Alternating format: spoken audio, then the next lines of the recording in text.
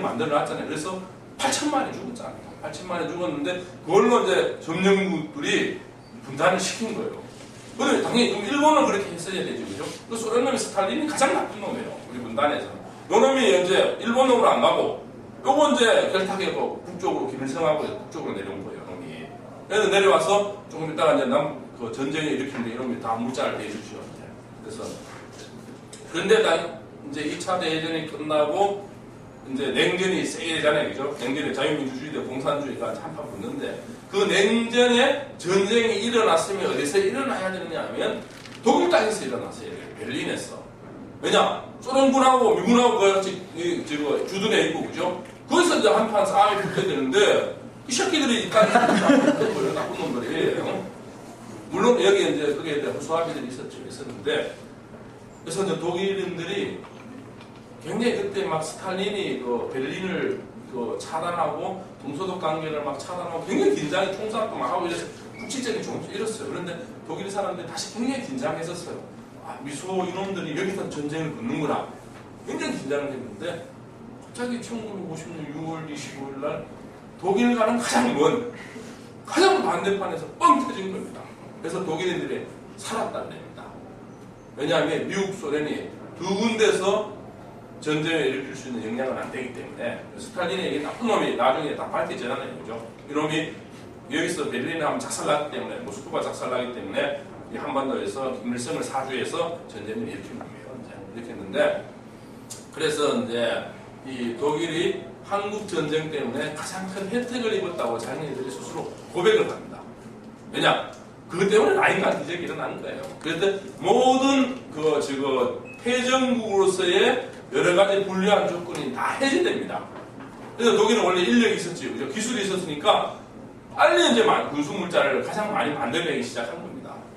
그 다음에 가장 덕을 많이 본 놈들이 누구냐? 일본 놈들이요. 쪽발이 놈들이 당시 요시다 총리가 그야말로 패전국가에서 아무것도 없었잖아요. 미국의 모든 전쟁 물자를 미국 본토에서 안 만들고 일본에서 만들기 시작합니다. 그래서 독일이 연평균 당시 이미 50년대부터 10% 성장합니다. 이거 어마어마합니다. 일본도 마찬가지 8% 성장합니다. 그래서 한국에 우리는 여기서 얼마나 주고 갔죠? 20만 이상이 전체 200만까지 주고 갔던 이 땅에서 가장 덕을 본 나라는 일본하고 독일이었습니다. 그래서 두 나라가 가장 단기간에 경제 발전을 하게 된 거예요. 그래서 독일이 라인강의 기적을 하게 된 겁니다. 그래서 이제 박정희 대통령이 그때 라인강의 기적의 아버지였던 에르하르트를 만납니다. 에르하르트를 총리였는데 이 양반이 사안을 주겠다. 그 사안을 엄청난 돈을 이자 없이 주게 됩니다. 그걸로 이제 고속도로 쌓고 뭐 포항제철 만들고 그 다음에 이제 현대자동차 돈 대주고 모든 걸 하게 됩니다. 그 다음 이듬해에 이제 한일 국교 정상화를 하게 됩니다. 그래서 그 돈을 전쟁 예산을 만들어서 오늘날에 대한민국의 한강의 기적의 틀이 독일로부터 시작된 겁니다. 그런데 이제 박정희 대통령이 당시 독일 돈을 그렇게 받으면서 67년에 아주 나쁜 짓을 합니다. 혹시 아는 사람 67년에 그 동백림 사건에서 윤희상 선생 아무 무고한 사람을 중앙정부가 강제 납치해서 270명을 유학생들을 강제 납치합니다. 그러니까 독일 땅에서 한국의 그 CIA들이 중앙정보부가 비밀 공작을 해서 지도세도 모르게 데리고 온, 납치해온 아주 세계적인 사건입니다. 그래서 한국 관계가 완전히 안 좋아지는 거죠. 그런데 이미 독일은 어디로 가느냐? 빌리 브란트가 집권하면서 새로운 세계 질서를 만들어냅니다. 우리는 세계사에 거꾸로 갑니다. 유신 독재라는 잘못된 시대로 가는데 이미 독일은 당시 냉전을 흔드는 이제 세계사의 새로운 정책을 합니다. 그게 유명한 뭐죠? 동방 정책입니다. 이제 빌리 브란트가 동방 정책을 하고 난 뒤에 닉슨이 그걸 보고 핑퐁 외교라고 알죠? 미국과 중국 관계를 바꾸기 시작합니다. 근데 과거 프레임에서 바꿔내기 시작한 거죠. 그렇게 해서 이제 독일이 세계사에 다시 이제 좋은 일로 중심에 서게 된 겁니다. 근데 지금 이제 독일이 유럽에서 중심국가고 실업률이 가장 낮고 수출해서 가장 돈을 많이 버는 나라입니다. 그래서 일확천금이나 한탕주의가 없습니다. 그리고 개인이 거의 주식 투자도 하지 않습니다. 할 이유도 없는 겁니다. 그 이유를 내가 설명드릴게요. 그 다음에 직불 카드를 사용하고 한국같이 빚쟁이 신용카드를 사용하지 않습니다. 왜냐? 여기서는 70%의 은행이 전부 다 비영리기관입니다. 우리는 제2금융권까지 재벌같이 전부 다 돈 벌려고 눈이 벌겋게 있는데 여기는 서비스기관입니다. 그래서 이게 가장 큰 차이입니다. 그래서 내가 독일 통일되기 전에 동독을 가봤어요. 우리 명감하니까. 중앙정부에서 아마 난리 나죠. 그죠? 간첩으로 막 그렇게 할 수도 있는데 가보니까 역시 이제 폐쇄되고 못 살고 억압되고 나쁜 놈들이에요. 공산체제라는 게. 지금 북한하고 똑같습니다. 맨날 북한에 가면 배 나온 놈이 몇 놈입니까? 5명밖에 없어요. 그죠? 배 나온. 나머지 피골이 상접하다는 얘기죠? 배만 5명만 나와 있는 거야. 나머지 인민들 다 굶어 죽는데, 그죠? 이제 이 인간들만 이제 포도주 와인 마시고. 근데 이제 동독 가보니까 굉장히 못 살아요. 서독은 이미 마이카 시대에 번영을 이루고 자유롭고 사상도 자유롭고. 근데 거기서는 공산주의 사상밖에 허용하지 않고 이제 종교의 자유도 없고 그야말로 생각해봐 여러분 이미지적으로 그죠? 할 수 있는 게 없어. 그냥 다 이제 감옥에 사는 거예요. 온 국민이. 그런 나라와 서독이랑 그렇게 번영과 자유와 그야말로 이런 나라하고 뚜껑을 딱 여니까 그죠? 체계 안 되죠. 그래서 이때 이제 중요한 게 총칼이 중요한 게 아니고 지도자의 리더십이 중요한 게 장관이지. 그래서 이제 보면 독일은 이제 원래 전쟁의 나라였습니다. 유럽이 전쟁의 땅이었습니다. 세계 처음으로 평화의 나라를 평화의 대륙을 만든 거죠. 그러니까 좋은 이웃 국가를 만들어가기 시작한 겁니다. 그래서 보시면 27개 나라의 독일이 딱 중앙이죠, 그죠? 또 독일이 인구도 가장 많습니다. 가장 많고 우리나라가 사실 인구가 굉장히 많은 나라입니다. 아시죠, 그죠? 유럽에서 딱 가면 독일하고 맞짱 뜰 수 있는 유일한 나라가 우리나라입니다. 프랑스나 영국, 스페인만 해도 우리보다 훨씬 적습니다. 인구나 모든 그게. 근데 우리가 이제 그 정도로 사실 큰 나라예요. 독일하고 같이 8,200만이고 땅덩어리로 따지면 독일은 이제 육지 땅은 우리보다 더 큰데 우리는 어떤 땅이 더 크죠? 그렇죠. 21세기 해양의 시대고 바다가 훨씬 중요합니다. 그 정도 우리가 굉장히 큰 나라예요. 근데 맨날 우리가 작은 나라, 그죠? 옆에 쪽발이들 때문에, 어디나 떼놈들 때문에 이런 일 했는데, 여러분 마음 스스로 크다고 생각해야 돼. 그걸 막 붙어야 된다고, 막 붙어서 이길 수 있다고 생각해야 됩니다. 그걸 제가 비욘드 저머니에, 그러니까 독일을 뛰어넘으면 일본을 뛰어넘고 중국을 뛰어넘을 수 있다는 그걸 말씀드리는 겁니다. 그래서 이제 독일이 제가 이제 특강을 다니면서 이제 많은 사람이 물어요. 이제 독일하고 대한민국하고 가장 큰 차이가 뭐냐? 바로 이 리더십입니다. 독일은 이제 지난 65년 동안 8명의 총리밖에 없었어요. 그러니까 2차 대전 후에 가장 안정된 나라입니다. 정치 시스템이.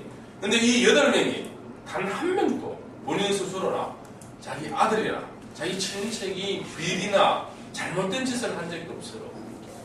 그래서 우리는 건국의 아버지가 해야 됐죠. 자유민주주의 건국은 잘했는데 자유민주주의를 부정했지요, 그죠? 부정선거로 어떻게 됐죠? 망명갔지요, 그죠? 그러니까 말도 안 되는 양아들, 그죠? 타락된 이기붕, 알죠, 이기붕, 그죠? 그 양아들에서 그야말로 천년만년 해먹으려고, 그죠? 그 자유민주주의를 도입해서 부정했던 우리의 첫 불행의 씨앗이 시작됐고, 그 다음에 두 번째 분, 네? 그야말로 근대화의 기수였는데, 그죠? 총 맞아 죽었지, 부하한테, 그죠? 그 다음에 이 유신 독재라는 암울의 시대를 만들었고, 그 다음에 쿠데타로 2명이 성공한 대통령 2분 다 깜빡했지요, 그죠? 깜빡하고. 그 다음에 민주화의 기수, 마이스 DJ 어떻게 했죠? 아들들 다 깜빡문했지요, 그죠? 그 다음에 그 구시대의, 새시대의 마탱이 되고자 했던 우리의 보통, 응? 구시대의 막내라고 스스로 인정하면서 형님이 깜빡했지요, 그죠? 형님이 깜빡했지요, 그죠? 그 다음에 MB, 형님 또 깜빡했지요, 그죠? 그래서 지금 이때까지 우리나라 대통령 누구도 부패로부터 부정으로부터 자유스러운 사람이 없는 나라입니다. 그런데 바로 독일하고 우리가 가장 큰 차이가 최고 지도자가, 최고 권력자가 부정과 부패로부터 자유스러우니까 그 나라가 얼마나 건강하고 투명해지겠어요.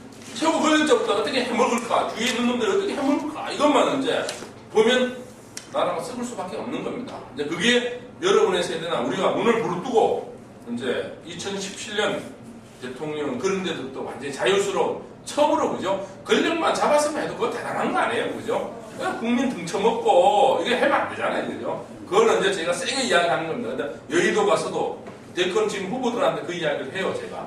진짜 여러분이 정권을 잡으면, 권력을 잡으면 이것만 없어져도 진짜 훌륭하다. 무능해도 좋다. 처음으로 대통령이 비리와 부정과 그냥 자기 계파, 자기 측근 챙기는 것부터 해방된 지도자가 처음으로 나와야 된다라고 제가 굉장히 강조를 합니다.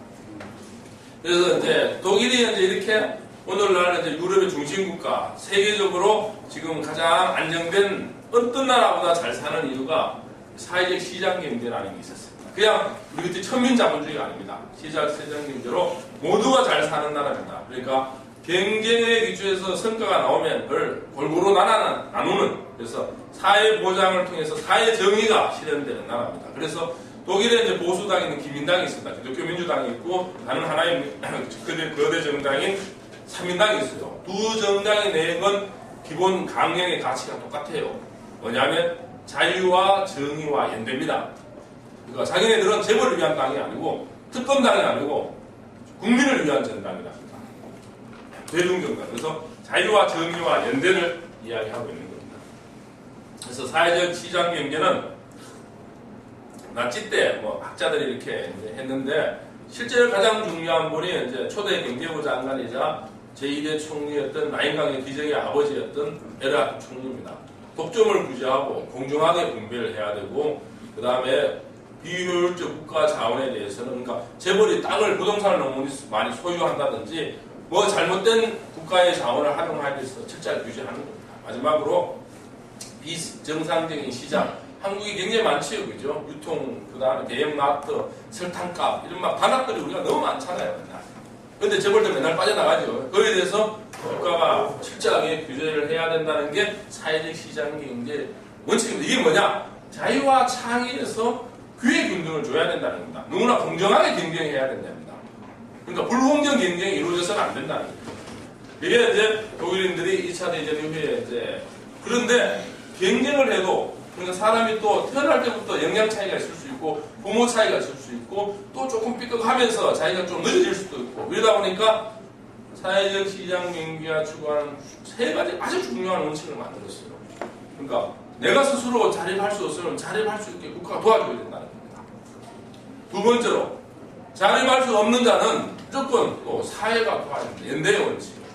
마지막으로 이제 전체주의가 중심이 아니라 민족이 중심이 아니고 직장이 중심이 아니고 내가 중심. 내가 건강하고 자립하고 서도록 하고 그 다음에 이제 개인 직장이 있고 그 다음에 나라가 있고. 왜 개인주의가 굉장히 중요하냐? 개인이 건강하지 못하면 나치주의가 공산주의가 언제든지 바로 할 수 있기 때문에 그래서 1인에 의한 독재 기업, 독재 정부, 독재 국가가 만들어질 수 있기 때문에 개인의 건강성을 굉장히 많이 강조하는 거예요. 그래서 뭐 나머지는 하고 그래서 사회적 시장 경제의 가장 중요한 질서입니다. 질서인데 그 질서가 아까도 했지만 불공정하고 누가 은폐화하고 어떤 놈이 특권과 옆구리 찌르고 뭐 이러면 이건 안 된다는 겁니다. 쉽지 않은데 그 다음에 그래서 그 누구든지 분권이 돼야 됩니다. 분권에 대해서 국가, 기업, 공공, 민간 조직이 하고 분배는 사전에 사후에 골고루 이제 분배하는 이제 이런 나라를 이제 만들어갔던 겁니다. 근데 이제 지금 제가 이 책을 쓰게 된 가장 사실 결정적인 그 이유는 한국에서 이제 그 소위 학벌대학이라고 저는 이야기합니다. 학벌대학인데 소위 이제 여러분들 명문대학이라고 이야기하는 그 몇 개 대학의 경제경영학 교수의 99.9%가 국내대학도 아니고 독일 박사도 아니고 전부 다 미국 박사들입니다. 근데 미국에서는 그 경제민주화라는 개념이 없다고 이 교수들이 다 이야기해요. 최장기 교수 맞고 진보라고 표명하는 사람도. 그래서 이 사람은 공부를 진짜 안 하는 사람들이에요. 그죠? 경제민주화라는 개념은 독일에서 이미 1922년도부터 경제민주화라는 개념이 있어갖고 이제 독일이 오늘날 발전하게 된 가장 그 뿌리가 사회적 시장 경제하고 경제민주화입니다. 그래서 제가 이제 책을 쓴 거죠. 그런데 독일에서 또 공부한 수많은 경제 경영학자들이 있는데 이분들이 또 책을 안 써요. 그러니까 이제 내가 써야 될 영역을 남겨놓은 겁니다. 그래서 제가 이제 이걸 썼지만 역시 반응이 좋아요. 그리고 이제 저는 또 기자를 했기 때문에 어떻게 이 책을 쓸 수 있었느냐. 독일에서 이제 유럽에서 굉장히 위대한 책이 한 권 있어요. 위대한 책이 뭐냐면 아까 라인강의 기적의 아버지였던 에르하트 총리가 쓴 57년에 베스트셀러가 됐죠. 전 유럽에. 그게 제목이 뭐냐면 모두를 위한 번영이었어요. 그 책이. 근데 그 책을 대한민국에 누구도 소개를 안 한 거야. 그 책에 기초해서 제가 쓴 겁니다. 여기 이 고르바초프가 이제 이 소련을 페레스트로이카 글라스노스트 계획과 개방으로 그 계획을 시작하면서 이제 무너지고 그 다음에 누가 권력을 잡게 되죠? 옐친이 잡지, 그죠? 보리스 옐친이라고 아마. 보리스 옐친이 잡고 난 뒤에 가장 먼저 탐독한 책이 그 책입니다.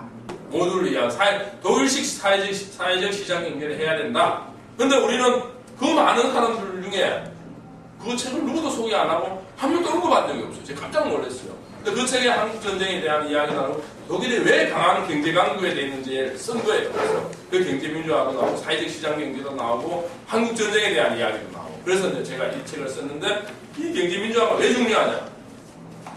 1928년도에 3인당이 이제 보고서를 제출했고 이제 한마디로 얘기하면 경제민주화라는 것은 여러분이 일하는 곳에 여러분이 서 있는 곳에 주인이 되라는 겁니다.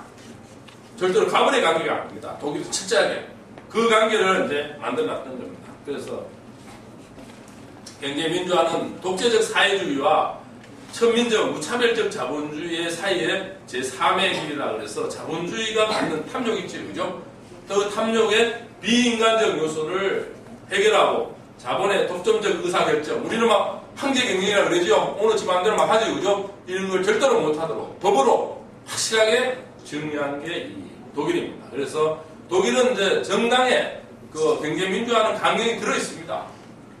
근데 이제 이 무식한 사람들은 그런 게 없다고 자꾸 막 우기 되죠, 그죠? 그래서 제가 이 책을 또 쓰니까 요새 그런 말이 하나도 안 나오죠, 그죠? 그래서 이 사람들이 저기도 압니다. 새누리당도 더 이상 이제 전에 김종인 박사랑 이제 이한구 원내대표랑 경제민주화 개념이 있다 없다 막 싸웠는데 이게 나오고부터는 찡했습니다. 낑했습니다. 이제 그런 이거 보니까 제대로 된 개념이 있다 이렇게 하고 이 경제민주화의 개념에 이제 독일에서의 가장 우상적인 정치인이 독일에서는 아데나우 건국의 아버지하고 단한 빌리 브란트입니다. 그러니까 유럽의 케네디입니다. 너무 잘생기고 멋있고 이제 이런데 이 사람이 내건 게 뭐냐면 더 많은 민주주의입니다. 더 많은 멋있죠, 그죠? 민주주의보다 지금보다 더 많은 민주주의가 되는데 그게 뭐냐? 사회적 모든 교육 이런 영역에서 민주주의가 이루어져야 된다고 이야기를 한 겁니다. 그게 경제적 민주주의입니다. 참여와 사회보장제도입니다. 그래서 경제민주화에 대한 주요 법안들을 많이 만들었습니다. 그게 뭐냐면 이제 노사공동결정법이 먼저 만들어지고 이게 굉장히 중요합니다. 전 세계에서 유일합니다. 그러니까 노동자와 이 사용자와 노동자가 동일한 권리를 법으로 완전히 보장해버린 겁니다. 저도 막 사기업에 있어 보니까 막 이 오너는 반신이에요. 반신, 그죠? 반신이야. 막 숨이 헛되고 우리가 한 번씩 조지면 막 밑에서 있는 막 난리야, 난리. 근데 저는 이제 유럽에서 공부했기 때문에 그 사람의 인권이라는 걸 알잖아요, 그죠?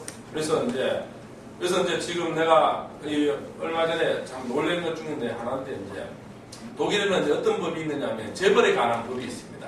콘체른법이라고 그랬는데 콘체른법 플러스 이제 그 슈레드가 이제 3인당이 집권하면서 기업 이놈아들 탐욕이 또 이렇게 우리가 만들어놔도 노사공동결정법까지 만들어놔도 놈들 빼돌리고 이런다. 이래서 어떤 법까지 만들어놨냐면 기업 영역에서의 통제와 투명성 법률까지 만들어놔버렸어요. 그래서 더 이상 너희들은 제발 좀 투명 경영하고 빼돌리지 말고 부정하지 말라는 겁니다. 우리 CJ, 삼성 모든 게 그죠? 열을 터지지요, 그죠? 그래서 내가 이거를 왜 우리 민주당은 이런 법을 위반을 안 하냐? 근데 이걸 주장하는 그 교수들이 지금 민주당 지지하는 진보라고 맨날 밖에 뜨던 사람들이 독일은 우리 현실하고 맞지 않습니다. 이런 이상한 소리를 하는 거예요, 이제요. 그런 사람들 좀 이상한 사람들입니다. 여러분 조심해서 봐야 돼요. 아닙니다. 결정적인 순간에 막 이상한 소리 하는 사람들이 있어요. 막 진보 척 하다가. 근데 제가 이런 이야기 했습니다. 아니 그러면 우리가 고속도로를 많이 놓고 현대자동차를 많이 만들었고 말을 만들었고 그 다음에 포항제철을 말을 뭐하라고 만들었냐고. 우리가 우리 국민들한테 이익되고 우리 국가한테 이익된다면 자란 걸서 빨리 모방하고 빨리 뺏겨야지 이런데 뭔가 뒤에 뭐가 있는 겁니다. 그래서 제가 되게 뭐라 그랬죠. 되게 문제 제기를 했죠. 당신네들은 왜 정치를 하느냐? 그래서 지금 하반기에 이런 걸 한번 하려고 그래요. 내가 여야 의원들하고 많은 학자들을 만나보니까 자기가 왜 정치하는지 잘 목표가 없어, 별로. 그러니까 철학이 있고 가치가 있어야 되는데, 그래서 이걸 제가 하려고 그래요. 여야 의원 다 초월해서 전 세계적으로 정치 구루들이 있습니다. 현인들이. 정치 현인들이. 제왕학을 했는 사람들입니다. 동양에 누굴 것 같아요, 여러분? 어? 여러분 누굴 것 같아요? 한비자입니다. 한비자. 그죠? 한비자. 여러분 꼭 읽어보세요. 한비자. 서양은 누굴 것 같아요? 누굴 것 같아요? 플라톤입니다. 그죠? 그 그리스 철학사에서 플라톤만큼 대단한 사람이 없어요. 그건 지금 서양 철학사의 이제 아버지고, 소크라테스 갖고 놀았지요. 그죠? 맨날 대화하면서 소크라테스는 이렇게 말했다. 젊은 소크라테스는 이렇게 후라이쳤다 해갖고 자기 마음대로 그 밑에서 좀 이름깨나 날린 사람이 누구죠? 그렇죠. 아리스토텔레스는 플라톤에 비하면 얼라입니다. 얼라. 근데 플라톤이 그 정도 센 사람, 대단한 사람이에요. 대단한 폴리티크라는 책을 썼어요. 정치가라는. 꼭 읽어봐야 돼요. 한비자 책하고 이게 그거고, 그 다음에 근대사로 내려오면 아까 이야기한 대로 이제 마키아벨리가 쓴 군주론, 그죠? 군주론 이 책이 아주 엄청난 책이고, 그 다음 또 책이 하나 더 있죠. 그렇지. 막스 베버의 직업, 소명으로서의 정치. 이거는 근대사의 그보다 위대한 책이 정치에 없죠. 근데 우리가 또 제약을 쓴 사람이 한 사람이 있어요. 누구 같아요? 정약용의 국민심서입니다. 근데 이 5건을 내가 일자고 이야기를 해요. 그 양반들 보고. 그러니까 왜 정치를 해야 되고, 왜 제왕이 돼야 되고, 왜 이 나라 그들과의 대화를 하는 거예요. 그러니까 그냥 단순한 책을 읽는 게 아니고 이랬습니다. 이제 지금 만약에 막스 베버가 김포공항에 딱 내렸다면 이 직업으로서의 소명으로의 정치를 뭘 이야기할 것인가? 그럼 이걸 이야기하겠죠? 대한민국 교회가 너무 많다, 그죠? 약간 교회가 너무 많다. 이게 이제 긍정 부정을 이야기할 거죠. 어쨌든 이런 것들을 이제 그 다음에 이걸 이야기합니다. 지금 한비자가 내가 읽어본 한비자 여러 가지 이제 해안들이 인사이트들이 있는데 지도자는 뭐를 알아야 되냐면 미세한 변화를 읽어내야 된다. 그게 굉장히 중요한 미세한 변화. 그 미세한 변화가 사실 범야권 진영에서는 2009년도에 무상급식부터 시작된 겁니다. 무상급식, 무상교육, 그죠? 그게 이제 오세훈이가 닥질 하나만 하면 완전 날아간 거지, 그죠? 이제 이게 이제 사회보장제도고 박근혜 대통령이 자기 것으로 만들었지, 그죠? 만들어서 우리 아버지가 꿈꿨던 나라가 복지국가다 그랬고, 그 다음에 경제민주화, 김종인 선생을 초빙해가 가버렸지, 그죠? 민주당이 김종인 선생을 당연히 잡았어야 되겠죠. 왜냐하면 그분이 경제민주화의 상징적인 존재니까. 그래서 야당이 잡아야 될 두 이슈들을 박근혜 대통령이 지어버린 겁니다. 그러다 보니까 이슈 파이팅에서 밀린 겁니다. 그런데 그런 변화들을 한비자 이야기하고, 그 다음에 마키아벨리라는 분은, 여러분 그 군주론 꼭 읽어봐야 돼요. 그 책이 이제 어떤 책이냐면, 한마디로 쉽게 하면, 그때 이탈리아가 이제 소위 말하는 분열의 나라였고 개판이었어. 근데 이제 이 5명 다 특징이 뭐냐면, 한때는 이제 왕을 저거 하려고 해. 왕한테 좀 한 수 가르쳐주려고 그러다가 왕들한테 딱批判을 당해. 그래서 시골로 다 내려가요. 시골로 딱 5명 다 따고 탁 내는 거야. 따고 이놈들 날 몰라주지. 그러면서 열심히 공부합니다. 열심히 공부해서 책을 써. 그 책이 이제 왕한테 이제 상납을 해. 그래서 왕이 다시 한 놈이 망하고 한 놈이 또 죽고 뭐 이러다가 그 다음 젊은 왕이 이런 사람은 내 사부로 모셔야 되겠다. 사부로 가. 왕의 사부가 나대. 나대는데 이 사람들은 정치가 아니다 보니까 옆에서 또 모략 중상이 다 날라떨어져. 한 2, 3년 하다가, 왜냐하면 옆에 정치꾼들이 있으니까 이거 보니까 이게 뭐 공자 촛대비 가는 말만 하는 거 보니까 이제 정치인들이 싫거든. 그래서 문제 있으면 해서 이 사람들 다시 낙향을 다 해요. 낙향해서 다시 또 공부하는 거야. 그래서 대작들을 하나씩 만들어내는 겁니다. 제가 이제 이런 이야기를 합니다. 이제 한국의 지식인들도 그렇고 지성인들이 나와야 된다. 먼저 TK 가서 제가 TK 출신인들 이런 이야기합니다. 이제 원래 TK 지역은 그 왕들의 조련사 지역입니다. 이왕, 이태계부터 시작해서 왕들 무슨 소리 하면 한마디 하고 갈치고 이랬지 왕한테 붙어갖고 잘 먹으려고 이러지 않았다. 근데 언제부턴가는 TK가 대통령 만들어갖고 그 밑에 잘 먹으려고 이거는 TK 선비 정신을 망치는 거다. 라고 제가 막말을 그럽니다. 근데 그 시각을 이 사람들이 깜짝 놀래요. 왜냐? 옛날에 우리 할아버지들도 임금 다 해봤고 별거 없다. 나 바람이 돼 있다. 그러니까 진짜 지성인과 선비는 나라가 1000년, 2000년의 미래를 보고 이야기해주고 그런 게 지금 필요한 거예요. 우리나라에. 그래서 제가 이걸 하면 한 반은 기립박수 쳐요. 반 나이 늦은 사람들은 막 우리 푸락푸락해요. 자기네들 인생 때문에 그죠? 어쨌든 줄 한번 잘 써갖고 잘 해먹었잖아요. 그죠? 그래서 막 이제 하는데 이제 저는 그걸 이제 하지 말라고 그러는 거예요.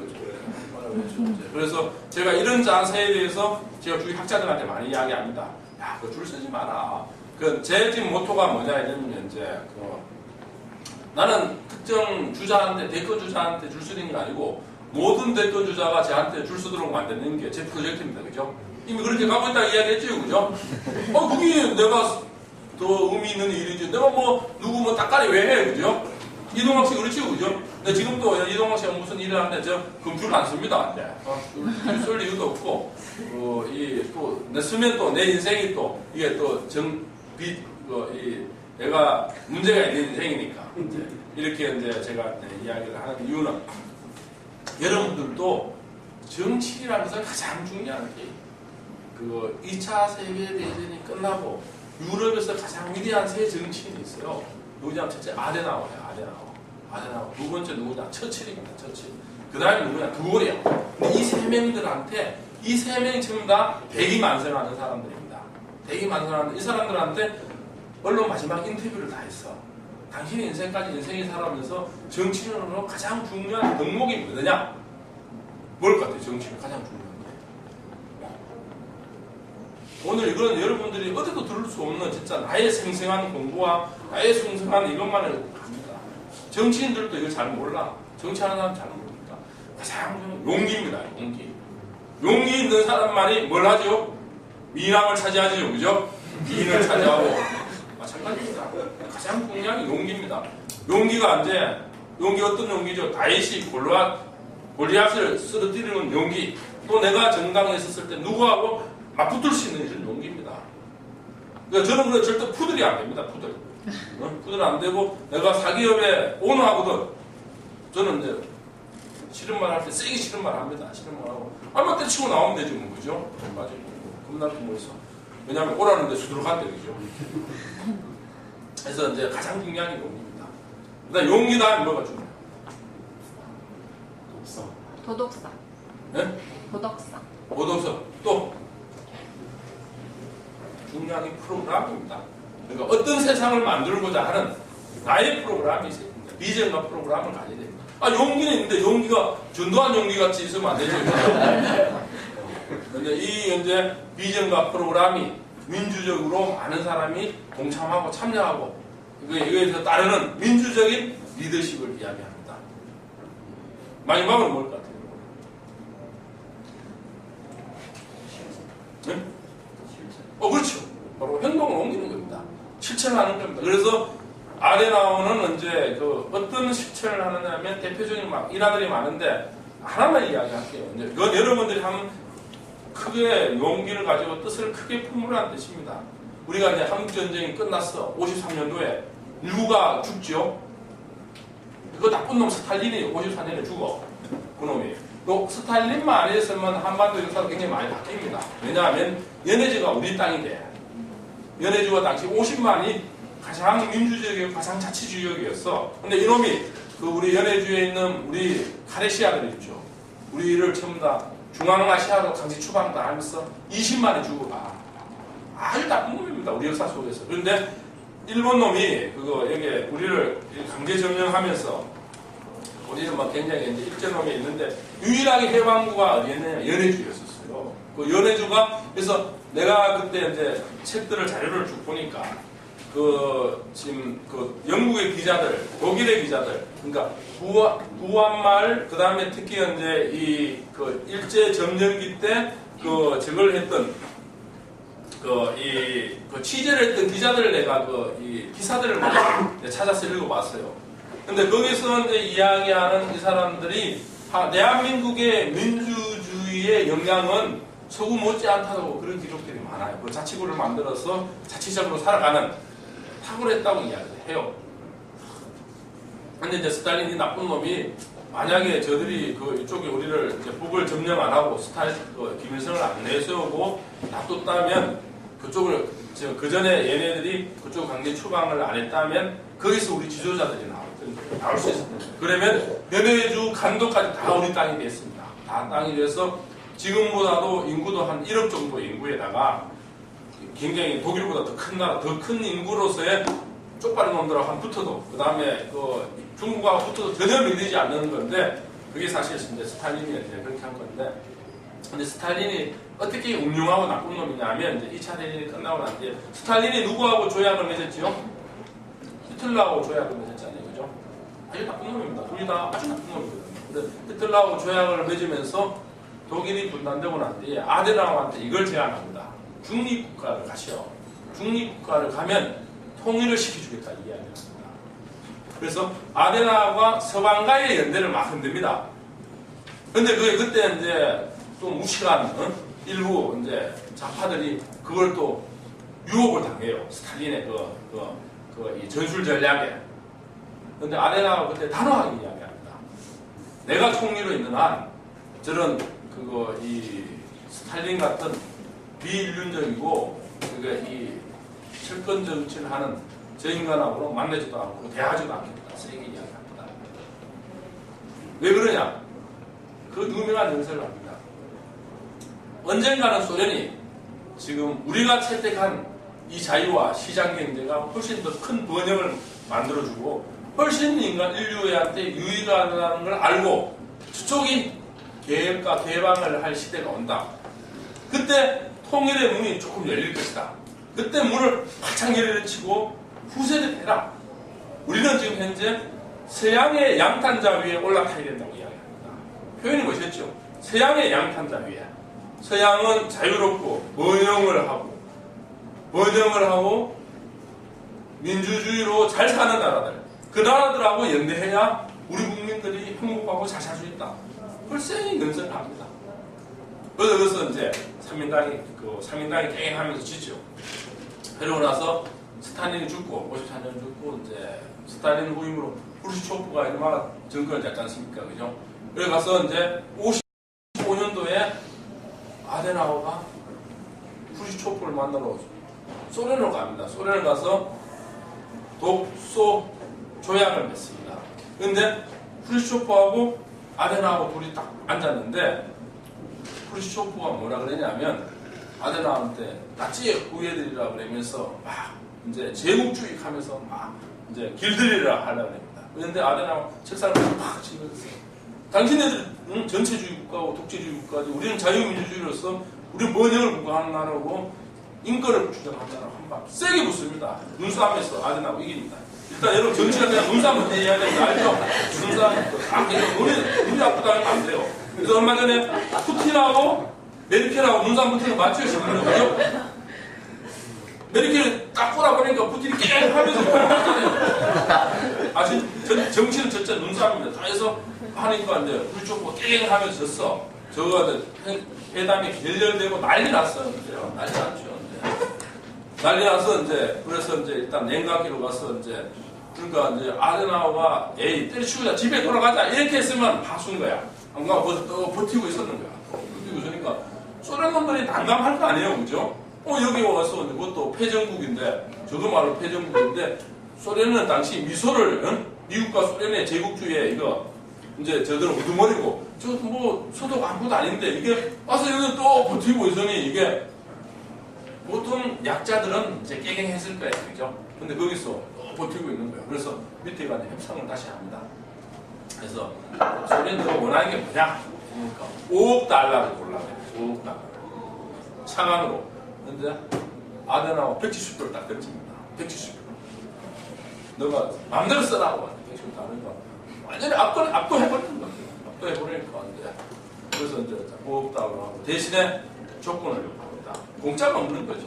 사실 뭐를 요구하느냐 하면 2차 세계대전 포로 전쟁 포로 10,000명을 5억 달러에 사갖고 옵니다. 그 5억 달러를 어떻게 사갖고 오느냐? 시베리아에 있던 탄광에 있던 사람들, 그 다음에 우크라이나에 저게 농장에 있던 사람들 10,000명을 다 10,000명을 데리고 거기서 일주일을 기다립니다. 다 뚫고 거기서 기차 타고 옵니다. 기차 타고 모스크바에서 베를린까지 기차 타고 옵니다. 그건 세계적인 장면입니다. 근데 그 아데나우의 위대한 리더십 때문에 소득 국민들, 독일 국민들이 소련 직원들은 이제 우리 지도자가 위대하다고 하고 지금 우리는 대한민국도 뭐 됐냐? 바로 그때 이승만이가 모스크바로 날아갔어야 되죠. 그죠? 전쟁의 책임을 한반 임원들하고 함께 할 수 있는데 그런 아까 말한 그런 용기가 필요한 겁니다. 여러분들 후세에. 근데 저는 이제 지금 뭐 미국 학자들이나 독일 학자들을 만나면 너가 분단의 책임이 있다고 저는 세게 비판합니다. 그럼 깨갱하죠. 그런 이야기하는 사람 니밖에 없다고 이야기해요. 너가 내가 특별하다. 내가 너 감사한 거 아니다. 너 감사한 면도 있지만 너들은 우리에 대해서 분단에 대해서 얼마나 많은 희생에 대해서 너 책임이 있는 나라다. 물론 너가 우리 우방국가기는 한데 엘리언스도 한데 책임이 있는 나라다. 근데 이런 나의 주장에 대해서 이 사람들이 깜짝깜짝 놀랍니다. 반미를 하라는 게 아닙니다. 그죠? 친미를 하되 용미를 해야 되죠. 용미를. 그 다음에 용 러시아를 해야죠. 근데 이게 용기라는 겁니다. 제가 말씀드려요. 용기라는 게. 마찬가지입니다. 빌리 브란트. 더 멋있는 장면이 있죠. 그죠?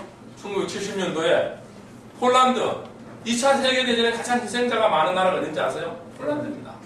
유태인이 아닙니다. 가장 희생자가 많은 폴란드 사람들인데 유태인 600만 죽었는데 폴란드 2천만 죽었어요. 작살났죠. 폴란드는 이제 러시아 그 나치즘한테 작살나고 그 다음에 누구한테 작살나죠? 모태아미한테 작살나죠. 그죠? 그런 분들한테도 작살납니다. 그래서 얼마 전에 그 유명한 그죠? 많은 몇 명을 다 몰살해 죽이잖아요. 소련 분들이. 그래서 지난번에 이제 문제가 되고 그게 다시 밝혀지고 이제 아주 나쁜 놈들이에요. 다 제국주의 놈들은 다 나쁜 그 선이라는 게 없는 겁니다. 제국주의 자체가 공산주의가 어떻게 선이 되었고 초민자본주의가 어떻게 선이 되었어요. 적의 이익을 위해서 마구 이제 죽여갔던 이제 그런 문제가 있는데 그 빌리 브란트가 유태인한 모스크바 가서 무릎 꿇었다면 하수입니다. 폴란드에서 무릎 꿇었다는 게 굉장히 위대한 겁니다. 최고 약자한테 가서 그것도 같이 한몫을 한 겁니다. 폴란드하고 유태인 개토를 묶어서 무릎을 확 꿇어주는 거예요. 그게 위대한 리더입니다. 전부 다 우리 제3세계 정치 리더들 그죠? 강자한테 가서 잘 보이려고 이러잖아요. 그죠? 이게 차원이 다르다고 이야기하는 거예요. 여러분이나 우리 세대는 그런 리더가 돼서는 안 됩니다. 강자한테 강하고 약자한테 진짜 잘못했으면 근데 이건 일본의 이제 정치 리더가 될 수 없는 이유입니다.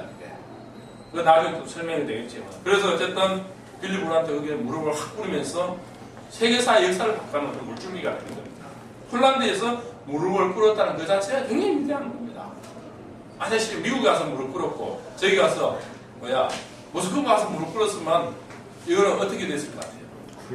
예, 그건 소인배고 하수들입니다. 하수 정책입니다. 근데 역시 세니까 최고 약자한테 가서 무릎을 확 꿇어주니까 나치즘에 대한 독일의 인상이 확 다 바뀐 겁니다.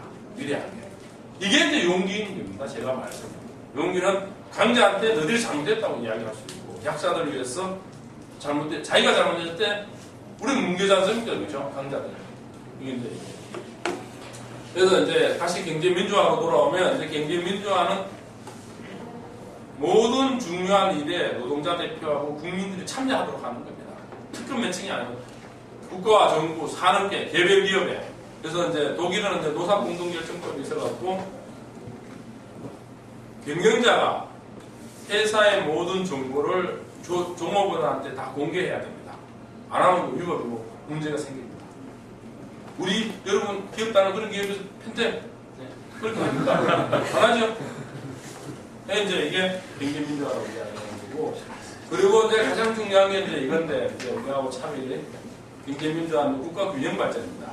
균형 발전인데 여야 의원들 이것도 이해를 못하더라고요. 어떤 게 이해 못하느냐?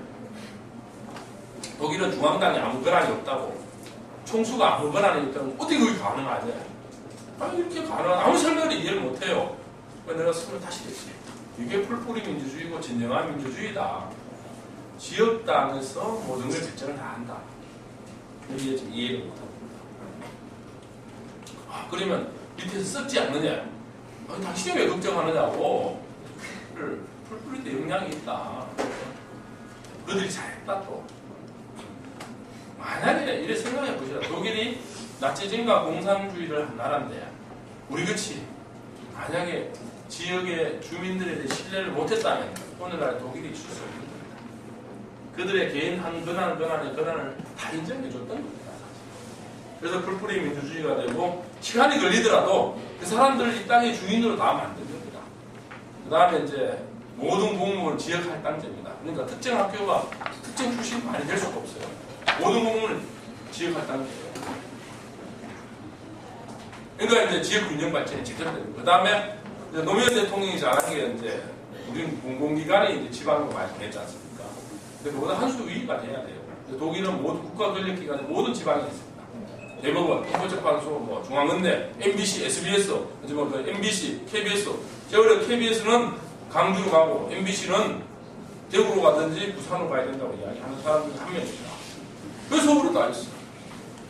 그러면 지방은 확 발전합니다. 그래서 대법원, 헌법재판소에 무슨 뭐 수자원공사 그런 거는 합발입니다. 가장 중요한 국가 권력기관들을 지방으로 다 해야 됩니다. 그래서 다음 2017년 때 여러분들 나오고 그런 공약조합을 하나 만들어요. 여러분들 그죠? 공약조합을 만들어서 우리가 공약조합 이걸 전국 네트워크를 한번 만들자고요. 우리 이동학 씨를 회장으로 아니 간사로 하고 그죠? 그렇게 해서 이게 이제 전국 그 공약 네트워크 간사를 만들어서 대한민국 전국 균형 발전을 내릴 겁니다. 그럼 아마 내가 1000만의 지지자들이 몰릴 겁니다. 그들한테 혜택을 다 주면 돼. 충분히 이건 가능합니다. 그 다음에 독일은 특정 지역이 다른 지역보다 5% 이상 더 잘 살면 안 됩니다. 그러면 그쪽 세금을 다시 쭉 갖다 줘. 그 기독교적 사상입니다.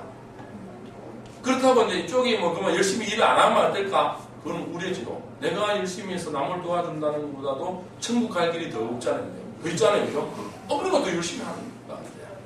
이게 이제 아주 아름다운 생각입니다. 그래서 전국이 골고루 발전하고 특히 뭐 경제민주화 대기업과 중소기업 내 설명 안 들 우리 집 나쁜가 후려치기 있을 수가 없습니다. 무슨 가버를 간 게 큰일 납니다. 있을 수가 없습니다. 우리 독일은 또 중소기업이 대기업보다 경쟁력이 더 있습니다. 국제 경쟁력. 독일의 수출의 중심은 중소기업입니다. 대기업이 아닙니다. 그 다음에 월급도 중소기업이 많은 데는 더 많습니다. 그 다음에 이게 우리나라 가장 근본적인 차이가 우리는 DJ 정권, 노무현 정권 전월 때까지도 우리나라의 R&D 비용이 수십조 되는 거 아시죠? 수십조. 누가 다 갖고 가요? 재벌들이 다 갖고 갑니다. 80% 이상. 근데 독일은 이런 또 대기업을 못 갖게 가. 전부 다 중소, 중견기업. 이렇게. 당연하죠, 그죠? 부자들 맨날 잘 먹고 잘 사는데 왜 그걸 또 우리가 또 우리 세금을 줘? 이게 이제 경제 민주화가 안 된 겁니다. 그래서 민주당 이제 문제가 많지요, 그죠? 진보 쪽 그러니까 안철수의 친정치가 뭔지 여러분 아세요? 내용 컨텐츠 뭔지 아세요? 애매해요. 애매하죠? 네, 그래서 저는 여러분들한테 이런 구체적인 비전과 공약을 프로그램을 이야기하는 겁니다. 그게 전 국민이 피가 되고 살이 되고 이런 걸 이야기하고 그 다음에 골목 상권 짓기에서 대형 마트 이거 다 영업시간 다시 안 하고 있습니다. 이게 왜 그럴 것 같아요? 대형 마트에 일하는 노동자들의 권리를 또 보장하는 겁니다. 이 사람도 쉬어야지, 그죠? 우리 집만 호소하지 않습니다. 그 다음에 이제 아까 말씀드린 노사 공동결정, 기독교 사상입니다. 그래서 회사에 대한 모든 공동결정을 기업 투명, 정보, 청구권을 다 하고 있습니다. 그 다음에 이제 이게 이제 경제민주화 중요한 피해균등 공평한 교육인데 입시 지옥이었고 대학 등록금이었고 사교육비가 없고 학교 등록이 없고 인석비용이 없고 세계에서 휴가 가장 많은 나라입니다. 그리고 이제 독일은 이제 사무의 나라를 내리죠. 학교 폭력이 없고 입시 지옥이 없고 등록금도 없고 사교육비 없고 학교 폭력을 어떻게 하느냐 하면 제 아는 사람이 이제 독일 특방을 갔어요. 근데 아들이 좀 껄렁껄렁해. 근데 이제 독일 가서 애를 좀 팬 거야. 그 패니까 이제 담임 선생님이 불러서 한 번 더 패면 교장 선생님이 불러서 그 주의를 줄 거다. 나는 또 얘 버릇이 있을 거니까 또 이제 좀 팬 거야. 그러니까 이제 교장 선생님이 다 부른 거야. 불렀을 때. 한 번만 더 폭력을 행사하면 무조건 퇴학이고 100km 이상 떨어지는데 무조건 전학을 가야 된다. 그러니까 그다음부터는 이래갖고 아들이 다니더래요. 그래서 그 정도로 이제 삼진 아웃제라고 되는데 폭력에 대해서는 나치즘과 공산주의를 경험해갖고 철저하게 이제 하니까 학교 폭력이 없는 사회를 만들었습니다. 그러고 나서 이 친구가 특방고 나 한국에 또 갔어. 또 보니까 이제 학교 이제 다시 한국 학교 다니니까 며칠 있다가 조 터지고 온 거예요. 애가 좀 어리버리할 거 아닙니까? 그죠? 여러 살다가 조 터지니까 이제 부모가 독일 생각나서 학교 선생님한테 전화를 했었는데 가해자를 왜 가만히 놔두냐고 그러니까 이제 원래 애는 좀 꾸딜마다 이제 한다고. 그러나서 이제 그 다음에 또 어리버리하니까 애가 아무도 안 하니까 지갑을 다 틀리고 온 거야. 다들 뜯기고 오니까. 그 다음에 이제 부모가 또 가서 이야기한 거야. 교장 선생님한테 또 언론사 간부를 하니까 원래 애들은 싸우면서 잘 크는 겁니다. 이제 친해지는 겁니다. 그래서 이제 지금 여러분 알다시피 지금 학교 이게 막 보이지 않는 곳에서의 이제 여러 가지 폭력 문제이죠. 이거는 좀 더 이게 단호하게 해야 되는데 지금 약한 게 문제가 있죠. 그 다음에 경제민주화 중에 협동조합입니다. 협동조합이 이미 독일은 우리보다 130년 전에 법이 만들어졌어요. 우리 겨우 작년에 만들어졌죠. 그 다음에 이제 이 국민의 4명 중에 1명이 협동조합원이고 또 협동조합 활동을 하고 있어요. 전체 국가 경제의 한 10%. 어마어마한 겁니다. 일자리도 이제 아시지만 여기 지금 한 80만 개. 엄청난 겁니다. 그리고 이제 이게 왜 중요하면 경제민주화의 아주 중요한 부분입니다. 왜냐하면 1인 1표제니까 민주적으로 운영하고 그래서 지금 그 독일의 협동조합 유형이 한 7,500가지 정도 돼요. 우리는 이제 1,000가지, 1,000유형밖에 안 됩니다. 1,000가지. 그래서 앞으로 한 6,500가지가 더 늘어나야 돼요. 정상적으로 보자면. 그래서 지금 박원순 시장도 그렇고 지금 협동조합을 많이 강조하고 사회적 기업하고 이게 이제 앞으로 미래에 많이 뻗어가게 될 것입니다. 그래서 마케팅, 에너지, 뭐 이쪽 디자인 쪽으로 많이 할 것입니다. 그 다음에 이제 사회보장제도인데 이제 이게 예방제도가 있고 보상제도가 있고 지원제도, 기초보장. 무슨 뜻인지 알지? 그죠? 사회적 구조라고 이야기하는 이 4가지가 아주 조화롭게 잘 돼가고 있습니다. 그래서 이제 의료보험, 재해보험, 연금보험, 실업보험, 간병보험, 그 다음에 이제 사회보상, 전쟁 피해나 부동독, 독재주의자 피해 입은 사람들이죠. 그 다음에 군인들, 예방이 잘못돼서 한때 독일 의료사고들이 많았습니다. 그걸 지금 다 보상해줍니다. 우리도 여러분 팔 없는 애를 태어나는 걸 알지 한때 이제 과외를 가했었는데 이런 것들. 근데 범죄 피해에 대한 보상을. 그 다음 사회지원, 교육훈련, 사회복지, 아동, 부모수당까지. 양육비, 선지급, 주거수당. 그 다음에 구직자에 대한 기초보장 이런 것. 근데 여기서 이제 우리하고 가장 큰 차이가 뭐냐? 이건 이제 의료, 실업, 연금, 산업, 요양보험이 있는데 연금제도입니다. 연금제도. 우리는 연금제도가 3대 세력한테만 특혜주고 있는 거 알지요? 그죠?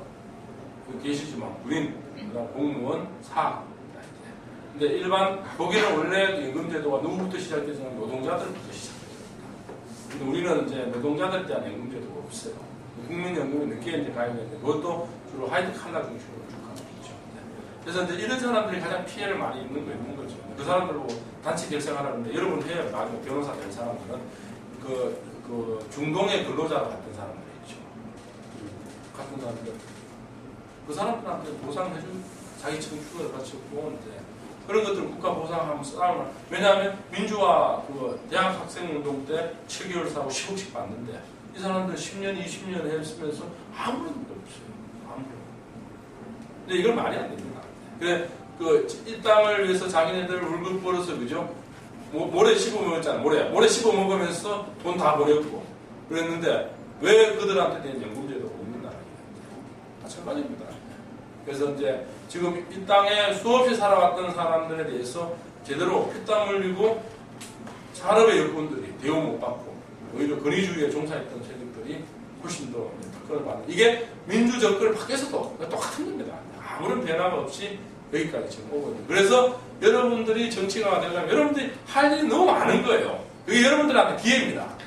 이걸 갑갑해 하지 말고 전임자들이 하나도 안 해놨으니까 이 꼴통들이 안 해놨으니까 꼴통들을 빨리 없애고 우리 시대를 빨리 만들어야 되겠다.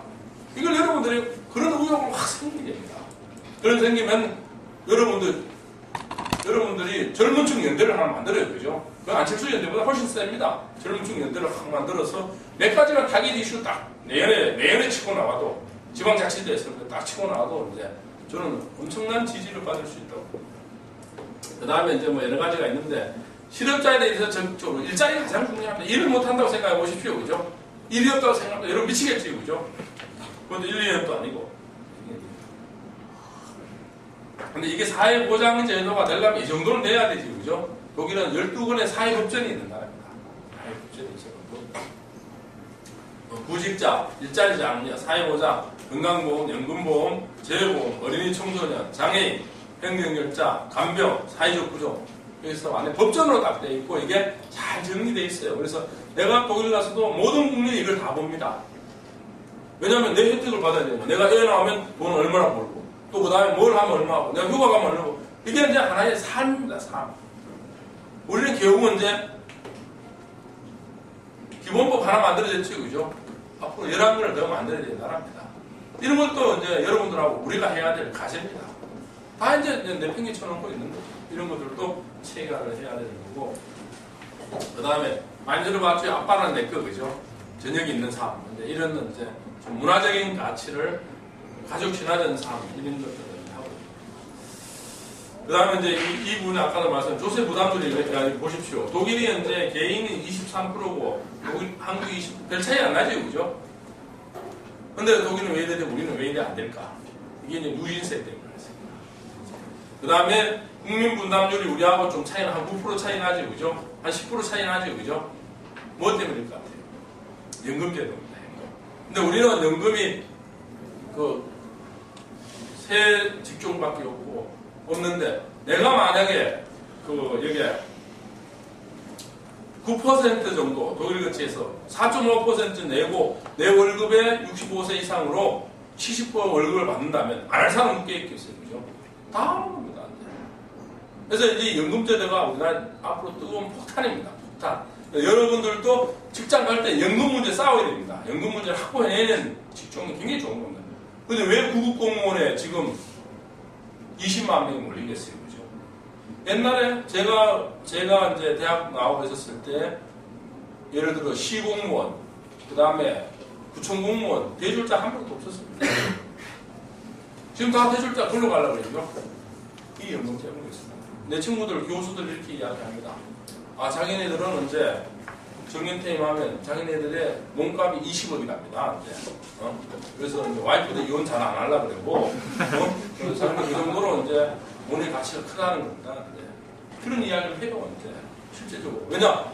자기네들 월급이 70% 나오니까. 그 세 개 직종밖에 안 나오는 거예요. 근데 이제 여러분들이 이제 그 직종에도 좋은 직종인데, 이런 직종도 해야죠. 여러분이 가는 직종에 연금제도를 만드는. 혹시 아까 기자, 기자 할 거야, 할 거. 내가 기자 해보니까 연금이 또 없어요. 이게 나오면. 그닥이야, 그닥. 그래서 내가 기자들 보고 투쟁하라 그러죠. 싸우라 그러죠. 다음 대선 때 세게 싸워라. 왜 못 싸우느냐. 이제. 옛날에는 너무 촌지 때문에. 촌지받아가고 잘못된 것 때문에. 근데 지금은 해야 됩니다. 왜냐? 그래야 여러분이 창의적으로 됩니다. 오늘도 내가 일을 해보고 며칠 전에 일을 해보니까 신명나서 일하는 게 가장 창조적으로 잘하는 겁니다. 억지로 일하면 잘 될 수가 없어요. 그 다음에 이제 아젠다 2010 이거는 노동시장을 개혁하고 연금시장을 개혁해서 일자리 많이 만들었다 이런 내용인데, 이래서 독일이 실업자가 많이 줄어들었다 한마디로 이야기하면. 근데 이제 중요한 부분이 이 부분입니다, 여러분. 여러분이 이제 펜텍 펜텍에 뭐 개발하고 있어요? 저희 개발은 아니고. 그렇죠. 마케팅. 예. 근데 지금 중요한 게 이제 우리나라의 미래의 그야말로 목표는 박근혜 대통령이 창조 경제라는 걸 잘 잡았어요. 근데 설명을 못해서 먹어야 되지, 그죠? 먹게 했는데, 이게 이제 한마디로 이야기하면 세계 1등 명품들을 만들어내야 됩니다. 그 길밖에 없어요. 일본이 왜 독일을 못 따라가느냐? 세 가지 이유 때문에. 한때 막 80년대 일본 모델 막 이야기했죠, 그죠? 세 가지 이유 때문에 따라갈 수가 없는 거예요. 첫째, 일본은 정치인들이 전범의 2세들이 합니다. 지금 아베 신조, 나쁜 정치인이죠, 그죠? 자기 외할아버지가 노부스키, 그죠? 기시노부스. 전범 1범, 전범 1범에 해당되는 문제 있는 사람들입니다. 그래서 많은 지금 일본의 정치인들 3세들이 자기 선조들의 점검들이 많아요. 그러다 보니까 여러분 살아가는 데 있죠. 여러분 젊으니까 부모님이나 사회관계에서 여러분 뭐 잘못했잖아요. 그죠? 변명하지 말아요. 변명. 잘못해야 그 다음은 넘어가. 그런데 가장 싫어하는 인간이 이러고 막 변명해. 어땠는지 막 이게 뭐 핑계대고 이래하고 그러면 거기에 지가 머물러 있는 거야. 발목이 가서 잡히는 겁니다. 너 잘못하고 잘못했습니다. 그 다음은 넘어가야 되는 거야. 근데 일본에 딱 역사가 딱 그래. 2차 대전에서 잘못했다. 돌같이 무릎 한 꿇고 그 다음에 또 무릎 꿇고 뭐 잘못했다. 그래 가야 되는데 이놈들은 뭐 어떻게 변명하는 거야. 뭐 침략이 아니고 도와주니 말도 안 되는 소리 이제 하고 앉았네. 그러니까 저게 안 되는 겁니다. 국가의 리더십이 없으면 미래를 못 나갑니다. 두 번째로 일본은 모방에 나가요. 모방에 나가. 그리고 80년대까지 모방을 잘했죠. 그죠? 독일 모방을 잘했는데 그 다음에 창의적이 안 나와요. 그래 잃어버린 20년을 팍 가버립니다. 근데 독일은 그때부터 실력 있는 걸 보여주기 시작한 거. 창조를 하기 시작한 거. 하이엔드를. 그래서 뭐죠? 히든 챔피언이라고 하시죠. 그죠? 단일 제품에 전 세계를 휩쓸고 있는 게 독일입니다. 여기 다 창의에서 나와요. 여러분도 창의를 훈련을 해야 돼요. 훈련이 뭐냐? 창의라는 건 가장 잘하는 걸 빨리 뺏기는 겁니다. 남 잘하는 거 빨리 뺏겨야 돼요. 사고나 공부나 기술이나. 빨리 뺏기다 보면 지가 앞에 가게 돼 있어. 삼성이 이제 여러분 갤럭시 탭 나와서 제일 처음에 옴니아라고 봤죠. 개판 중에 개판이 있어요. 그죠? 그래 우리가 처음에 삼성을 아는가 이렇게 생각했는데 빨리 잘 뺏긴 거지. 그래서 소송까지 물론 걸려있지만 애플 빨리 뺏긴 거지. 그죠? 빨리 뺏겨서 뺏기다 보니까 응용하다 보니까 한국 소비자들이 세계 1등인 거 알죠? 그 때문에 저 애플을 이긴 겁니다. 사실. 여러분 모방하는 걸 절대로 그걸 뭐 촌스럽게 생각하거나 그걸 두려워하거나 하수로 생각하는 그 생각 자체가 하수입니다. 남 잘하는 거 빨리 뺏겨요. 우리나라가 여기까지 온 거 왜 여기까지 온지 아세요? 잘 뺏겨서. 빨리 모방을 잘해서 온 겁니다. 모방하다 창의를 한 겁니다. 우리 연아 누구 모방했죠? 이제 카타리나 비트 그죠? 비트 모방하고 이런 겁니다. 이제 뭐 유엔지 뭐 지금 싸이 뭐 다 모방하는 거 아니겠어요, 그죠? 그러다가 창조가 나오는 게 되는 겁니다. 근데 그거는 이제 창조라는 거는 큰 버전 심플합니다. 그거 이 인쇄술이 나오게 된 게 왜 나오게 됐느냐? 나무 목판하고 와인 제조기에 밀착기하고 같이 붙이니까 그대로 새로운 기술이 나오는 겁니다. 인생이 그런 거예요. 그래서 여러분들은 실제적으로 이제 하이엔드를 가야 됩니다. 하이엔드.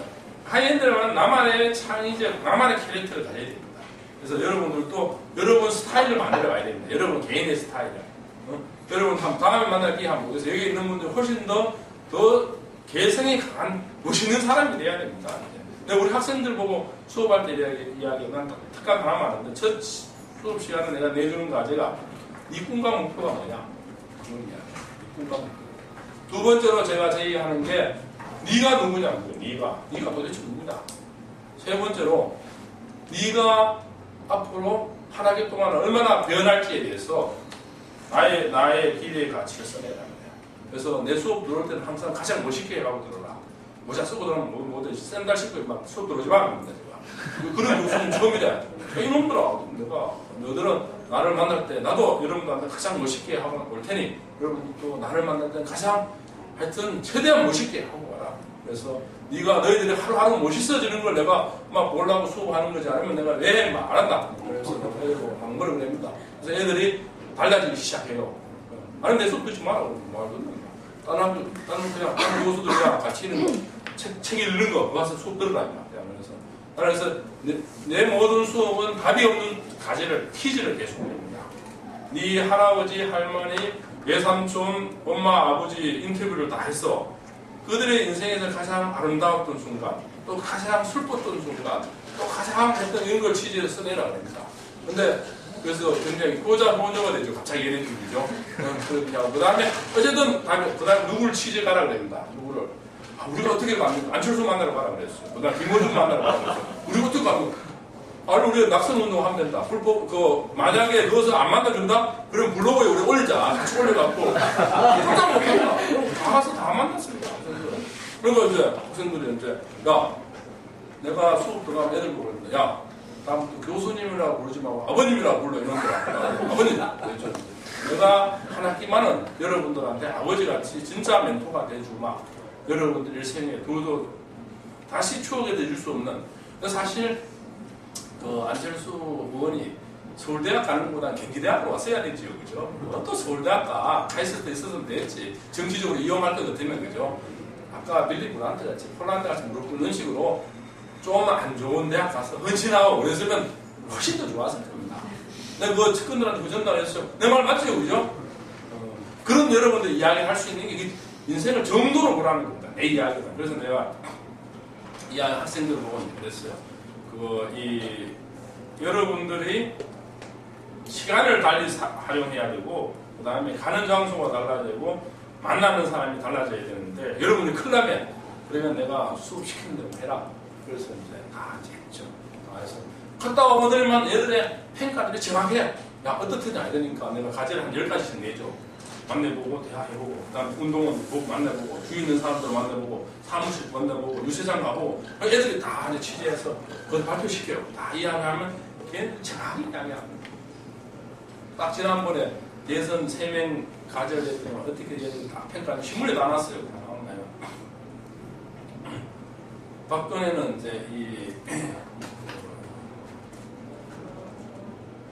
카리스마에 있는 제가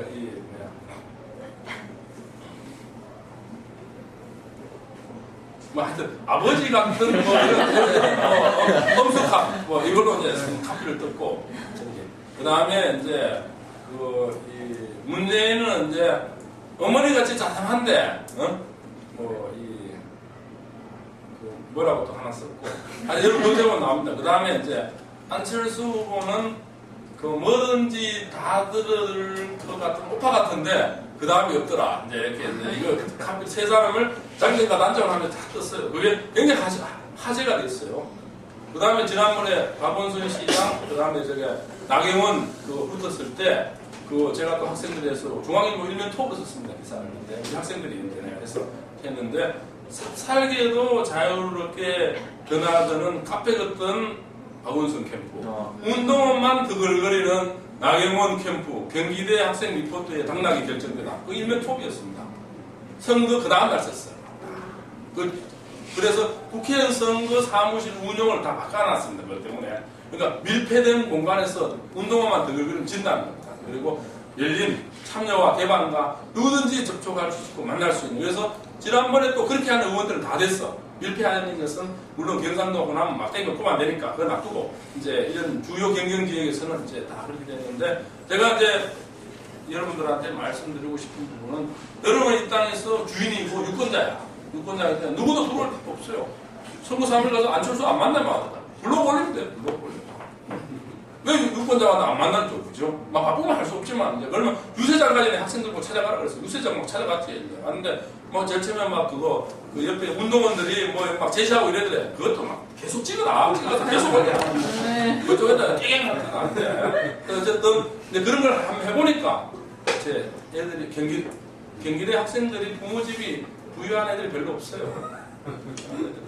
그래서, 내가 애들을 보고 꼭 한 학기에 2번씩 내가 술을 사줘야 돼. 중간고사 리포트하고 맥주 파티 한번 하고, 중간 학점도 안 해보고, 삼겹살 파티하고, 부대찌개 파티하고 하면서 내가 애들 보고 이제 쭉 이야기하는 평가대회를 쭉 갔는데, 이제 이런 겁니다. 이제 내가 걔네들을 이제 지금 이제 아르바이트 또 인턴을 두 군데 해줬는데, 저랑 한 학기 수업하고 났는데 얘네들이 어떤 대학 애들 출신들보다 대답하는 거야. 이렇게 6개월 훈련 받으니까 자세들이나 무조건 하여튼 내가 열심히 뛰라 그랬습니다. 무조건. 하여튼 문재인 박근혜 후보도 밀고 들어가서 책 앞에 가서 다 있어라. 빨리 다 하고 빨리 빠져나오고 근데 아니 그게 기사 가장 잘하는 거잖아요. 학생들 너는 더 빨라야 된다. 그거 전부 다 눈이 둥그래갖고 어버버한데 탁 치고 나가야 된다는데 다 한데, 그러니까 지금도 이제 제가 인터넷에 여러 군데 소개시켜 줬는데 그쪽에 다 그래요. 최고의 기사가 그래요. 왜냐하면 성실하고 브라이트하고 열심히 하니까. 그러니까 이제 애들이 그런 건데, 근데 결과적으로 내가 여러분한테 하는 건 여러분들의 캐릭터를 만들어가고 스타일을 만들어가야 되는데 명품을 만들어가야 됩니다. 명품. 그래서 독일이 강한 이유가 전부 다 이 명품을 만들어갔는데, 이게 이제 전 세계적으로 이제 시가고 수출의 80%를 이들이 이제 만들어가는데, 그걸 독일은 이제 미텔슈탄드 이제 중견기업, 중소 중견기업이라고 이야기하시고 이제 이게 뭐냐? 장인 정신이고 전문성이고 명품과 문화상품 새로운 시장과 틈새를 만들어가는 겁니다.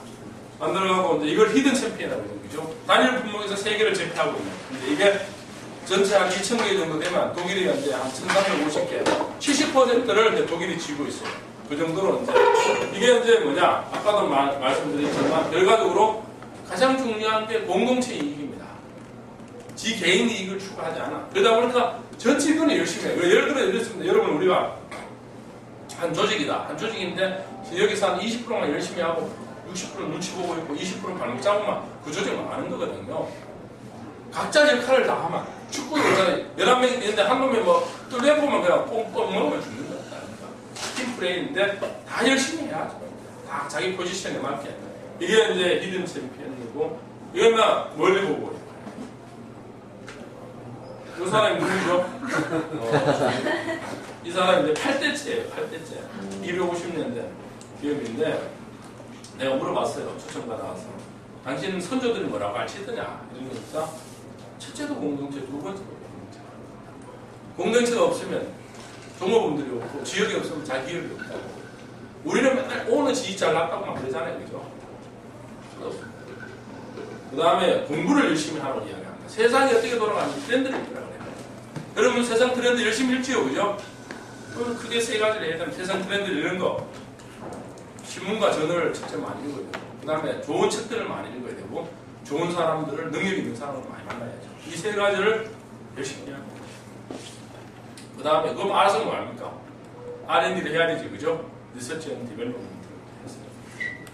근데 이제 이렇게 보면 됩니다. 우리나라는 지금 우리나라 옛날에 여러 번 쓰던 연필 이름이 뭐였죠?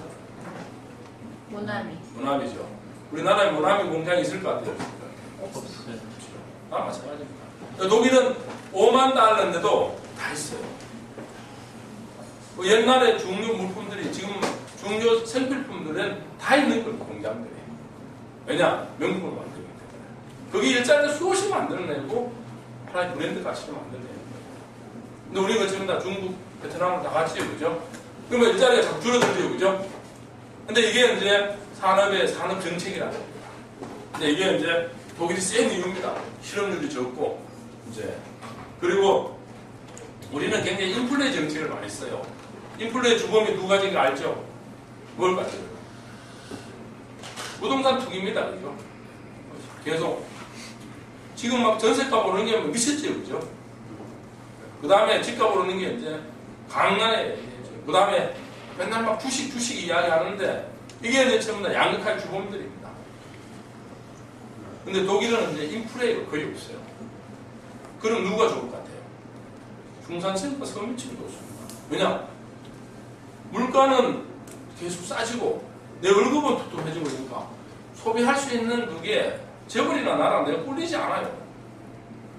이 낮은 인플레이션의 중요 정책이에요. 왜냐하면 독일이 나치즘이 들어서게 되는 결정적인 이유가 물론 전쟁 대상금과 말이 안 되는 여러 가지 경제적 실패도 있었지만 하이 인플레이션이었습니다. 하루 자고 나면 물가가 100배, 10,000배 막 올랐죠. 종이 돈으로 불쏘시개도 할 정도로 인플레이션이 심했죠. 그래서 나치가 히틀러가 집권하게 되는데 그때부터 깨달은 게 얘네들이 다시는 인플레이션이 일어나서는 안 된다. 그러니까 실업을 당하더라도 물가를 낮게 가고 일자리를 만들어주겠다. 그게 오늘 강한 독일을 만든 이유입니다. 근데 우리는 계속 지금 인플레이션 정책으로 가고 있어요. 인플레이션 정책하면 누가 좋을 것 같아요? 재벌 부자 좋습니다. 중산층들은 언제 막 월급 벌어서 내 같은 사람부터 월급에서 전세 오르는 값을 4개 허들허들 빼요. 그죠? 왜 이렇게 만들어놨어요? 재벌 중심의 정책 때문에 그렇습니다. 그리고 환율 정책에서 1,500원까지 막 가게 하고 그죠? 누굴 좋을 것 같아요? 환율을 보면 재벌만 좋은 거죠. 나머지 중산층과 서민층 우리가 수입 물품들이 다 비싸죠. 중소기업도 다 비싸죠. 그러니까 계속 이제 이쪽만 이제 악순환을 해야 됩니다. 그래서 독일 국민의식을 이런 사죄할 줄 아는 거죠. 그다음에 이제 제가 이제 독일 500년 역사를 이제 쭉 연구를 해보니까 역시 독일이 현대 역사에서 전면으로 부강하게 된 것은 지금부터 490년 전의 얘기입니다. 490년 전에 뭐가 일어났는지 여러분 아시죠? 그죠? 종교혁명이 일어나요. 마틴 루터가 생각하면 여러분 종교혁명이 어마어마한 역사적인 충격이었습니다. 로마 교황청하고 이 왕권하고 결탁해갖고 이 새끼들이 마녀 사냥하고요. 마녀들은 이거 마녀입니다. 죽이 됩니다. 그 다음에 너 천국 가면 못 가 하면서 면접을 팔아먹고 아주 나쁜 짓 마음대로 할 때였죠. 그야말로 암흑기였죠. 그때 그게 지금 그 전에 군부 독재가 아닌 것 아닙니까? 그게 확 반응을 그 종교적 독재라는 게 얼마나 이런 무서운지 아세요? 그 관계, 그 관계. 그 관계에 확 반대를 들립니다. 그래서 이제 그때 이제 어떤 반기를 들었느냐? 기독교 사상이라는 게 선민의식 아닙니까? 그죠? 선택된 사람이 천국에 갔다는데 그 유태의 사상이고 그걸 이제 새로운 사상을 내고 있는 겁니다. 프로테스탄티즘. 그게 소명의식입니다. 소명의식. 내가 이 땅에 열심히 일해야 또 열심히 일해서 내가 돈을 많이 벌어야 천국 가서 또 네가 잘할 수 있다. 잘한다. 달란트 부분을 한다. 내가 달란트 20달란트를 받았다면 내가 40달란트를 만들어야 내가 네가 왕이 네한테 잘해놓으라. 그게 이제 소명의식입니다. 근데 이 소명의식에 더 중요한 거는 모방을 하지 않고 창조를 하라고 합니다. 신이 인간을 창조했듯이 인간도 끊임없이 창조해가야 된다고 이야기합니다. 그래서 창조하려면 뭐냐? 사색과 명상을 많이 하는 거죠. 그 다음에 여가와 운동을 많이 하는 거죠. 그래서 그전에는 이제 사색과 명상을 많이 안 했어요. 그래서 나치즘과 공산주의가 나오게 된 겁니다. 그래서 얘네들의 합리적 시스템을 이야기하게 되고 독일의 의료 중심국가와 경제 부분이 됩니다. 그러니까 사색과 명상을 너무 많이 해갖고 너무 이상한 사람이 근대사에 보면 독일이 가장 또라이들이 많이 나옵니다. 가장 이상하다. 지금 철학자도 250년 지났지만 칸트를 능가하는 사람 못 나오는 거 알죠? 그죠? 니체, 자라타스트라를 이렇게 말했다. 그 표현력, 철학 한번 보십시오. 이게 안 되네. 이게 완전히 대단한 책입니다. 이분은 있죠. 이분 저랑은 보은대학 공문입니다. 보은대학 공문인데 한 번도 남을 도와준 적이 없어요. 남을 도와준 적이 없어요. 이 사람 뒤에 누가 있죠? 엥겔스가 무슨 뜻인가 알죠? 그죠? 천사가 있었던 겁니다. 여러분들 중에 능력이 있는 사람은 여러분 스스로가 돈이 좀 있으면 천사가 되는 것도 괜찮은 길이야. 진짜 좋은 친구 만나서 너는 내보다 좀 머리가 좋으니 좀 한번 그 좋은 글을 쓰면 이름을 같이 불러써서 막스 엥겔스 전집으로 가고 내가 천사가 돼줄 테니까 너는 옛날 골방에 앉아서 글이나 써라. 이것도 좋은 프로젝트입니다. 그죠? 그래서 내 뒤에 누가 천사를 지금 붙이자니까 천사가 한국 땅에서 찾기 힘들어요. 이제. 지금 천사들을 그러니까 천사 한 명 만나야 되거든. 그죠? 이제 천사를 만나야 되는데 그 다음 이 사람 참 대단합니다. 그죠? 지금도 그것도 바바바바 지금 그 음악 들어보십시오. 전율이 막 열리죠. 이 기가 먹어갖고 그죠? 근데 이 사람도 참 대단한 게 기먹으리면서 가난하면서 이런 천재적인 걸 만들겠다고 이 DNA가 어디서 왔는가? 이 사상이 어디서 왔는가? 저는 그거는 이제 아까 말씀드렸죠. 소명의식과 창의성의 참. 그래서 독일은 이제 국가라는 이제 시민사회, 풀뿌리 참여, 기업, 공동체 정신을 강조하는 핵심과 일자리, 개인, 소명의식 이게 해쳐서 지금 이제 유럽의 가장 처음으로 중심국가가 됐고 유럽 땅이 처음으로 여러분 처음으로 평화의 땅이 된 나라입니다. 그전에 미친 나라였잖아요. 미친 땅이었어요. 강기의 나라였어요. 강기의 대륙이고 전쟁의 대륙이었는데 그렇게 된 가장 중심은 좋은 이웃 나라, 좋은 나라가 되겠다는, 좋은 사람이 되겠다는 철학이 있기 때문에 가는 겁니다.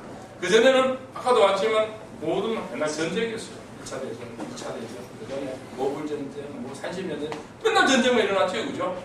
얼마나 많은 사람 죽고 피해가 많았어요. 어쨌든 그럼 우리는 뭘까? 이제 넥스트 이코노미, 그죠? 넥스트 이코노미가 건국과 산업화, 민주정부와 제2의 경제부분 할 수 있을 것 같아요? 없을 것 같아요? 여러분 보기에. 어떨 것 같아요? 비싸요. 네? 두고 봐야 돼. 두고 봐야 되죠. 그죠? 만만치 않아 보이죠. 그죠? 다음 대통령은 눈길을 가게 되지. 그죠? 그래서 다음 대통령, 통일의 대통령의 시금석으로 오는 대통령을 가야 됩니다. 근데 말씀드렸지만 독일인들은 소명의식이 있다면 유태인들하고 선민의식 때문에 우리는 더 큰 신명의식이 있습니다. 불철주야, 영하 40도, 영상 40도에 일하는, 모래를 씹어먹는 수도 일하는 세계에서 유일한 나라 민족입니다. 대단한 겁니다, 이게. 그 다음에 홍익인간에 대한 좋은 사상이 있습니다. 널리 베푸는, 일본이나 중국은 이런 사상이 없어요. 근데 미국이 세계국가 박사 아메리카노가 될 가치가 하나 있는 거 알죠? 그죠? 얘네들 밥만 먹으면 무슨 소리 하죠? 프리덤 이야기하지, 그죠? 프리덤. 어디 가서 맨날 프리덤. 미국의 가치입니다. 이 로마의 가치가 뭔지 알죠? 로마의 가치. 어디 가죠? 로마의 길을 만드는데, 로마의 가치 알죠? 세계시민입니다, 세계시민. 로마 안에도 로마 노예도 황제가 됐던, 세계 시민을 만들어갔습니다. 오늘의 유럽의 보편적 가치가 하나 있어요. 유럽 만만 입만 뻑 하면 얘네들 하는 게 있어요. 뭘 같아요? 휴먼 라이트입니다. 인권. 맨날 인권. 인권 때문에 오늘날 유럽이 통합이 된 겁니다. 그 인권이 최고의 가치로 있는 거예요. 유럽 통합이. 근데 우리는 홍익인간이 있습니다. 이게 일본, 중국은 없어요. 이게 없어요. 이게 이제 대단한 거고, 그래서 이제 넥스트 이코노미의 이제 결론인데, 이제 넥스트 이코노미, 저는 이제 한마디로 이야기하면 우리나라가 지난 40년 박정희 패러다임이 지금 박근혜 딸까지 왔는 데는 장자론입니다. 장자. 큰아들한테 몰빵했죠. 그죠? 재벌한테 몰빵했죠. 그죠? 모든 게 아들한테는 우리 10남매 뭐 기회 안 주고 지금 다 재벌, 서울공화국, 그죠? 특권층한테만 했는데 해서 이제는 누구나 기회를 받고 누구나 그야말로 이 투자를 받고 누구나 이제 참여할 수 있는 이게 이제 제가 말하는 넥스트 이코노미의 첫째 본질입니다. 두 번째, 그럼 어떻게 해야 되냐? 사회적 시장 경제하고 천민자본주의가 아니고 경제민주화가 이렇게 해야 된다. 자기가 떠있는 모든 사람이 주인이 되는 그런 법과 제도를 바꿔야 된다. 누가 해야 되냐? 정치인이 하라. 그래서 내가 여야 의원들 가지고 교육시키고 있는 거지, 그죠? 그런 교육시키고. 당신네들이 사회적 시장 경제, 경제민주화 제대로 알고 바꿔야 된다. 근데 이제 잘 안 바뀔 것 같죠, 그죠? 그럼 사람을 바꾸는 것밖에 없죠, 그죠? 그들 대신에 여러분이 들어가야 됩니다. 여러분이 들어가서 바꿔내야 돼요. 그래서 이제 그 다음에 중요한 게 뭐냐? 그걸 바꿔낼 사람이 누구냐? 이제 위기의 시대에 가장 중요한 게 두 가지입니다. 가장 중요한 게 두 가지입니다. 먹고 사는 문제라 그랬죠, 그죠? 그 다음에 절대로 국가 통치력은 안보가 아닙니다. 뭘 같아요? 상위 개념 외교입니다. 외교입니다. 근데 이 정도는 조금 바뀌었죠, 그죠? 가장 중요한 게 먹고 사는 문제, 외교입니다. 이 두 가지가 이제 국가를 이끌어가는 핵심인데, 그러면 이제 이게 먹고 사는 문제는 뭐냐? 모두가 등 뜨시고 떳떳하게 먹고 사는 나라로 가야 되는 겁니다. 이걸 어떻게 만들까? 이게 경제민주화하고 사회적 시장 경제입니다. 근데 미국은 이를 후라시지, 그죠? 한 명의 천재가 뭐 100만 명, 200만을 먹게 살린다 그러죠? 그보다 더 후라이가 없지, 그죠? 그 다음에 주라기 공원 뭐가 하나가 현대자동차 150만 대보다 더 이익을 냈다. 말이 안 되는 겁니다.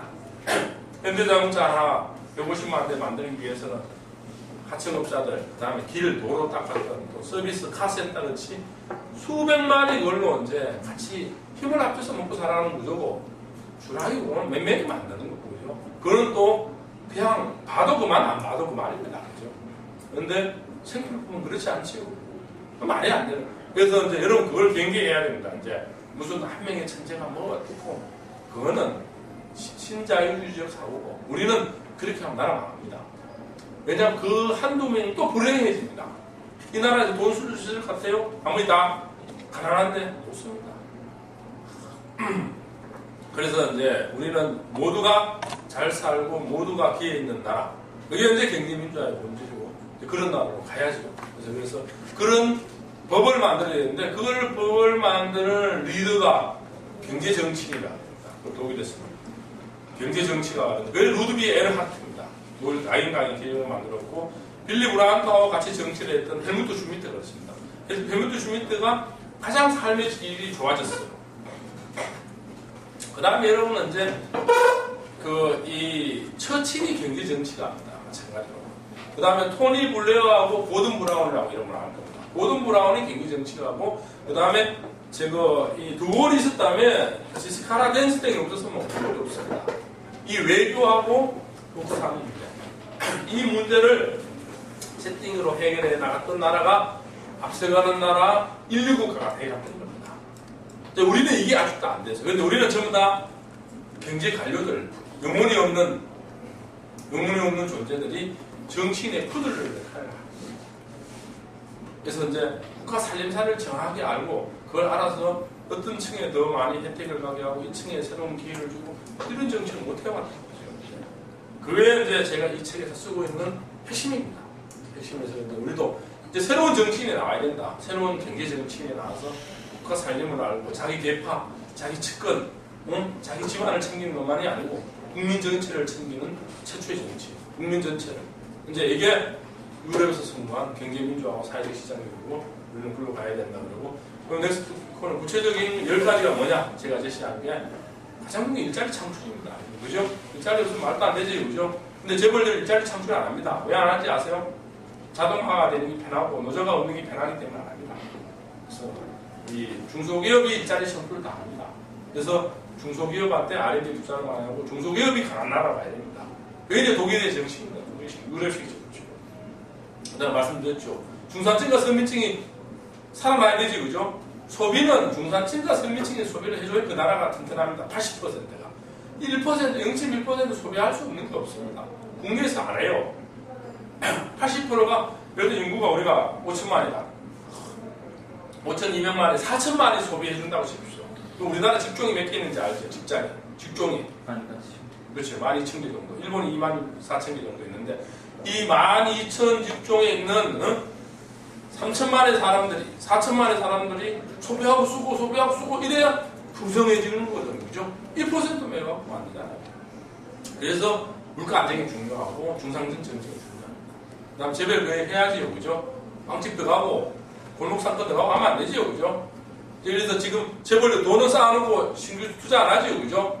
그래서 내가 만약 이 정권의 경제 불행이라면 창업군가 정주영, 이병철 같은 창업자의 정신으로 돌아가자고 외쳐야 돼, 사실은. 근데 지금 안 하고 있어요. 이제 안 하고, 재벌 돈만 쌓아놓고, 그죠? 눈치만 보고 있어요, 그죠? 조세 피난처 연결되어 있고, 그죠? 그 다음에, 지금 문제에 다 연결되어 있고, 그죠? 상금 문제 연결되어 있고. 이게 이제 기회가 왔는데, 굉장히 패러다임을 바꿀 수 있는 기회가 와 있어요. 그래서 어쨌든 중소, 중견기업, 모든 기업은 흥망부세가 있는 겁니다. 그죠? 흥망성쇠가 있기 때문에 새로운 대기업이 될 수 있는 걸 빨리 많이 키워야 됩니다. 그 다음에 아까 말씀 전국 균형 발전해야 되겠지. 그죠? 아니면 또 지방에서 또 밀란이 일어납니다. 밀란이. 우리 역사는 밀란의 역사가 많았죠. 그죠? 홍학인분도 그렇고, 진주 밀란, 홍길동, 강원도, 환경도. 그래서 균형 발전해야 됩니다. 그 다음에 이제 사회보장제도 확대돼야 되죠. 그죠? 노사관계가 개선돼야 됩니다. 왜 개선돼야 되냐? 이제는 이제 명품을 만들기 위해서는 지금 노사관계가 그야말로 종과 이런 관계가 돼서는 안 됩니다. 가벌의 관계가 돼서는 안 됩니다. 내가 신명돼서 일할 수 있는 이런 관계가 돼야 됩니다. 그런데 일을 해보면 그거 막 억지로 시켜서 일하면 절대 창의적이고 절대는 그건 되지 않습니다. 역시 일을 해보면 지가 신명나면 10갑짜리 일을 해요. 왜냐? 자기 신명하면 재밌으니까.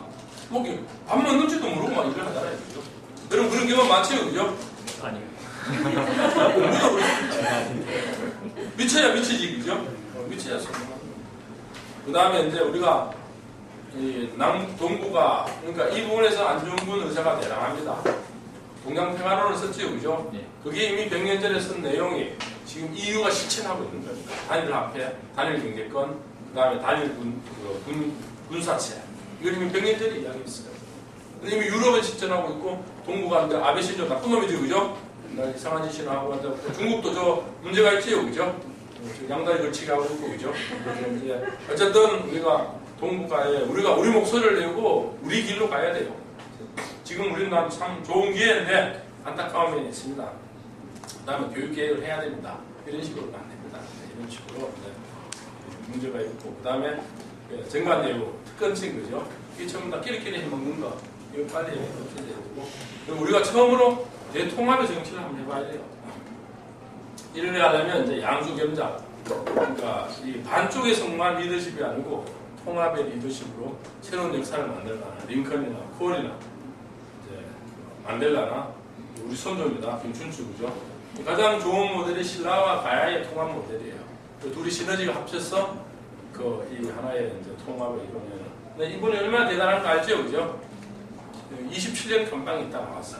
나올 때 얼굴이 전 세계 TV가 중계했잖아요. 그때 승자의 얼굴입니다. 근데 우리나라 수원운동도 감방 같죠. 나도 이제 면회 가보면 나도 있었을 때 그렇죠. 얼굴이 막 하이리 나 있어요. 뭉개하고 분노하고. 근데 이분은 이제 다 도를 초월한 거죠. 초월했어. 가장 누굴 먼저 찾아갔느냐 하면 백인들을 먼저 찾아갔습니다. 백인들 450만 찾아가서 뭐라고 했냐. 내가 정치 대통령을 할 테니 당신네들이 경제 대통령을 하시고 떠나지 말아도 갑니다. 만약에 떠나면 사우스 아프리카는 내전에 따른 겁니다. 먹고 사는 문제가 해결이 안 됩니다. 이들이 생산력의 90%를 지고 있는데 그래서 이 450만이 안 떠납니다. 그래서 이제 차근차근 아파트하이드가 그러니까 흑백 분리 정책이 있다. 통합의 정책을 가지고 그래서 지금 사우스 아프리카가 전 아프리카의 생산량의 50%를 차지할 정도로 지금 만델라가 아프면서 어린애들이 굉장히 기도를 많이 하죠. 그렇죠? 오래 살아돌라는 이유가 이분이 떠나고 난 뒤에 어떻게 될지 모릅니다. 지금 네이션 파드입니다. 이분이야말로 진정한 국부입니다. 제가 두 분 가봤는데 케이프타운하고 요하네스버그 가보니까 하여튼 이 양반에 대한 신화적 존재예요. 진짜 대단하고 이 시대에 이런 성장을 했고 그래서 월드컵도 사우스 아프리카에서 벌어졌죠. 그죠? 다 이 양반. 평화의 땅, 축제의 땅. 고맙습니다.